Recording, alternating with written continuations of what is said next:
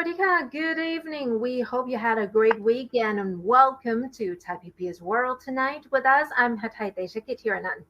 And I'm Nabunag, and we'll begin tonight with stories related to tourism. Since the announcement that the country will fully reopen to foreign visitors, but it has been reported that many international airlines have returned almost all of the airport slots for the next 5 months. And to explain a bit further, an airport slot is where the owner of an airport gives permission to an airline to use the airport's facilities for landing and takeoff. So international airlines have returned as many as 80% of their airport slots at six international airports in Thailand between October 31st and March 26th next year, indicating their uncertainty over a recovery in the aviation sector. And the six airports are Suvarnabhumi Airport, Don Mueang, Phuket, Hat Yai, Chiang Mai, and Chiang Rai's Mae Fah Luang International Airports, which are all operated under the Airports of Thailand. And the managing director of AOT, Nitinai Sirisamathakan, revealed that the lowest point for the aviation industry in Thailand was from July to September of this year, after the Thai government suspended all regular flights as a precautionary measure to contain the COVID-19 pandemic, during which the average daily arrivals at the six international airports was only 50 passengers. And the situation has improved since Thailand eased travel restrictions in October with an average of 30,000 arrivals a day. He also said that airlines have given up 100% of their slots at Don Mueang Airport and about 70% of those at Suvarnabhumi Airport. He also revealed that the AOT suffered up to 11 billion baht in operational losses in the first 9 months of this year and an estimated 10 billion baht for the whole year. However, he hopes that the business will gradually recover over the next 2 years. And on the other side of the story, the director of the commercial affairs for Vietjet Airlines said that the aviation industry is still in crisis, although the overall situation is improving. Well, that's some good news indeed. We know that the next phase of the reopening is happening in just 1 week, November 1st, next Monday, and that all the airlines are gearing up for more flights coming in and out as well. And yeah, hopefully this is the beginning of how things are becoming normal again. Exactly. And it looks like many people around the world are pretty excited with Thailand's reopening to international travelers. And we'll have to see how it will actually revive the entire economy Mhm. as well. And let's see, yeah, because it's going to be high season, right? Especially during December, Christmas, and New Year holidays. So let's see Exactly. how many will actually come in.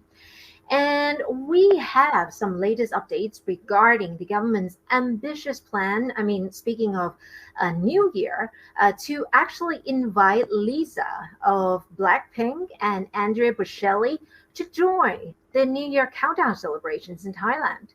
So the Tourism and Sports Ministry will request a special budget of more than 100 million baht from the cabinet to have Lisa and famous opera singer Andrea Bocelli to appear during the New Year countdowns in Thailand. So, Tourism and Sports Minister Pipat Pachakit Pragan said today that 100 million baht is just the cost of the appearances of both stars from different continents, adding that he expects more details of the appearance contract to be available by the end of this month. He insisted that the project is worth the investment, which is estimated about 200 million baht in total, and that this will definitely help boost the economy and tourism. Earlier reports said that Lisa would appear at the countdown in Phuket, while Andre Bocelli will appear at a concert to be held at Sanam Luang in Bangkok. But latest reports suggest that there might be a change to the program, but there has been a lot of criticism on social media questioning the value of such huge investment in the events and expressing concern over the ongoing surge of the COVID-19, of course. Well, it seems exciting, but of course, it is quite big money, and amid the ongoing pandemic and how to revive tourism, people, of course, have to question if the PR investment, the investment, are actually worth the return as well. Right. And with that huge money in investment, especially to invite the two big stars from two continents, some people might criticize that they should have used the money to help people during the COVID-19 pandemic. But we'll have to see how it goes because Right. more details will be revealed by the end of October. Right. For Uh, example, yeah. acquiring more vaccines, that could also help, or even medicines for COVID. Or actually, there are millions of ways of actually helping, using the money to revive the economy with also compensation or some money for all the businesses that have been affected. That seems to be a Definitely. serious issue. Right.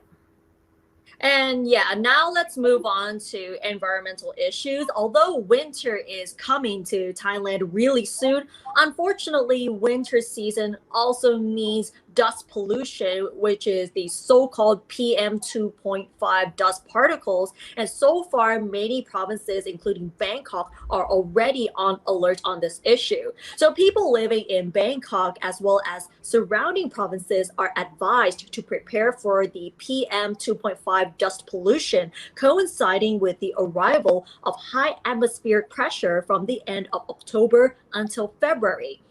Director General of the Pollution Control Department, Attapon Chansa, said today that during the 4 month period, the PM 2.5 dust will accumulate overnight due to stale air and the lack of circulation. And according to the Meteorological Department, a weak to moderate cold front from China is expected to cover Thailand's northern and northeastern regions until December. The cold front will gain strength periodically in January and February when the atmospheric high pressure will weaken. Atupon said that during the period when the cold front is weakening, especially in January and February, there is a high possibility that the quantity of dust in the atmosphere will exceed safety levels. However, he assured the public that the Pollution Control Department has rolled out measures to cope with the problem, which have been approved by the subcommittee tasked with tackling air pollution. Since the emissions from vehicles, particularly those using diesel, accounts for over half of the air pollutants, the Pollution Control Department has cooperated with the automobile industry to conduct checks on vehicles which are over 7 years old, as well as maintenance at the discount prices. Atapon said that this preventive maintenance alone will help reduce emissions by an average of 25%. Another measure is to seek cooperation from two diesel producers by producing low sulfur content diesel to be available at Bangkok petrol stations in Bangkok from December to February. So we can see that there have been measures imposed to cope with the possible dust pollution. Right. It's actually quite a shame when if we want to, when the restrictions are being eased and people want to really travel, especially how Thais love to travel up north in northeast for the cold spell. But we also face this pollution problem as well. So it's not just the cold spell. We Right. have some extra bonus there. And of course, we need to take this quite seriously because it happens every year. And part of the problem is also agriculturalists burning their crops, which is popular practice that has never really gone away. Right. And with the PM 2.5 dust, it has been irritating for many people, especially those who have to walk on the streets just to get to work or to take public transport. Because when you breathe in that sort of dust, it definitely irritates the breathing as well. Right. Well, let's now move on to another drama. It could be somewhat political that happened in the past weekend over the traditional procession of the annual football match between Chulalongkorn and Thammasat universities. And now this procession was thought to be canceled, but then it was actually being defied. So we don't really know yet if this will actually go on because they said it is a symbol of inequality. So this year, according to the Chulalongkorn University Student Union, the traditional procession during the annual football match between Chulalongkorn and Thammasat universities will not feature the Prakyo coronet, which is Chulalongkorn University's emblem, because it is deemed to be representative of a feudal culture and a symbol of inequality. So, according to the executive committee of Chulalongkorn University Student Union, they want to cancel the procession, which has been an integral part of the traditional soccer match for actually over 7 decades. So, in a statement issued on Saturday, the student union said the Prakyo procession, which is model of the royal court procession, features a female student seated on a palanquin carried by about 50 male students. But the selection of that female student has never been transparent and reflects the elite class with a social value of physical beauty. So the students were also forced to carry the palanquin in exchange for the right to stay at the university's residences. The statement further said that the procession is outdated and goes against the principles of democracy, equality, and human rights. In the past, a coronet was worn by Thai princes and princesses. It became the emblem of Chulalongkorn University when King Rama VI named the university in memory of his late father, and university founder King Rama V, who is, of course, Chulalongkorn. King Rama VI granted permission for the Prakyo to be used as the emblem for the Civil Service College, which later became Chulalongkorn University.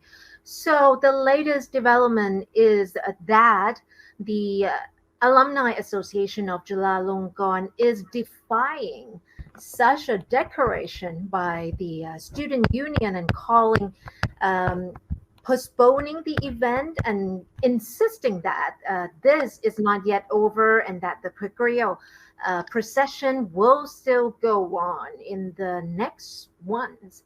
So we have to wait and see. It's all about a clash of thinking and traditions versus modernity and also the new generation's way of thinking as well. And we have to admit that people of the new generation are more aware about inequality issues and are willing to speak up to what has been unfair for the past decade or centuries. So we can see that there are two sides. The side that thinks that the procession is supposed to be preserved because it has been going on for many decades, while the other side of it, they think that it reinforces the inequality problems and, like you just said, the feudal issues as well. So we'll have to see how this issue will be resolved later on. And we'll end the program with some exciting news. Anchilee Scott-Kemmis, a Thai-Australian model who has been active in changing the Thai beauty standards, has been crowned this year's Miss Universe Thailand.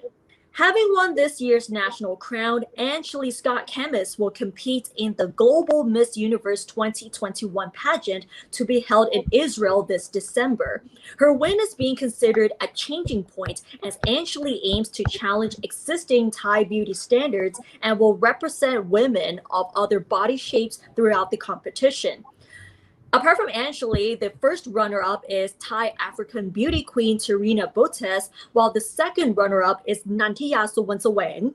During the top 5 round, Anchilee was asked how the country should be preparing for Thailand's full reopening on November 1st, and she replied, I think we all need to get vaccinated, and we should have the right to choose what vaccine is best for us and our bodies, because that is liberty and it is a right.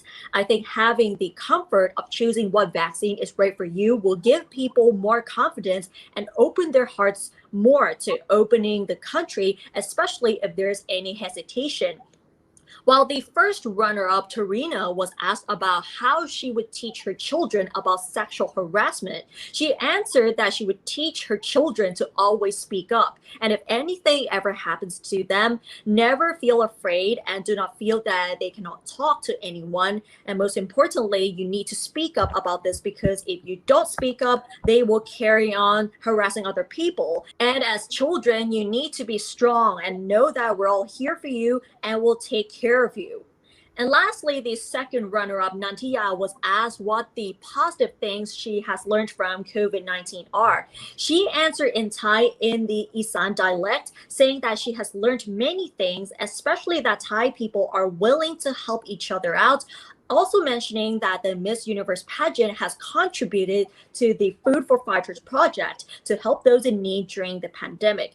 So we have to admit that Anchilee's victory in Miss Universe Thailand is definitely a changing point here, because many people will now realize that anyone can be part of the beauty pageantry regardless of their body shapes and Right. sizes. It's actually quite amazing to see not just her and the but also other contestants who have darker skin colors who actually got quite higher up in their ranking as well. So it's not just all white, as a lot of people in this country are have been obsessed about. So that's definitely quite a changing point, as you said. But some may even argue that this kind of pageant might not really, I mean, of course, they're helping with charity and all that, but it also contributes to objectification of women as well. So, what do you think? Do let us know in the comment section. And we also have to mention that we had a chance to interview Angelie before she competed in Miss Universe. And she actually shared that she wants to become a good example and a representation of women of other body types who don't fit the Thai beauty standards. So Right. whether they've been called fat, too short, or whatever it is, Angelie is here to stand up for them and to represent them on the Miss Universe pageant. And hopefully she will continue paving the way for these women to take part in beauty pageantry as well as other entertainment industries. Right. And with that, we wrap up this edition of Thai PBS World tonight. But do catch us like this every weekday at 7 p.m. for all the top stories and explainers, as well as our commentaries.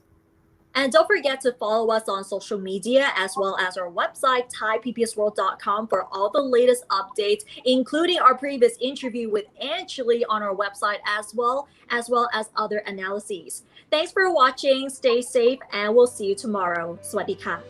สวัสดีค่ะ